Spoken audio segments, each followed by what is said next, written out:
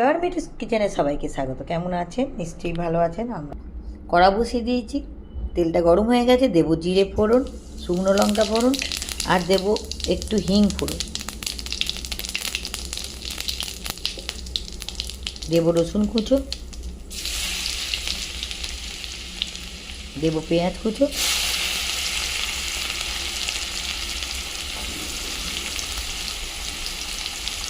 করবো মোচা, দেবো টমেটো,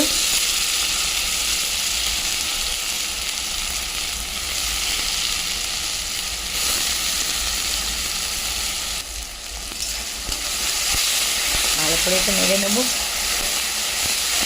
টমেটোটা একটু নরম হবে। রসুনের সাথে ঝিঙের ফোড়নটা দারুণ সেন্ট ছেড়েছে, এই স্মেলটাই খুব সুন্দর লাগবে। এবার আলুগুলো দিয়ে দেবো, একটু ভাজা ভাজা হবে।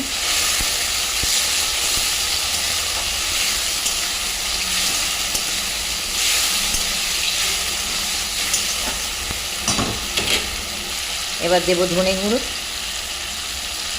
1 চামচে, কারণ অল্প মোচা আছে। ছোটো চামচের 1 চামচ ধনে গুঁড়ো,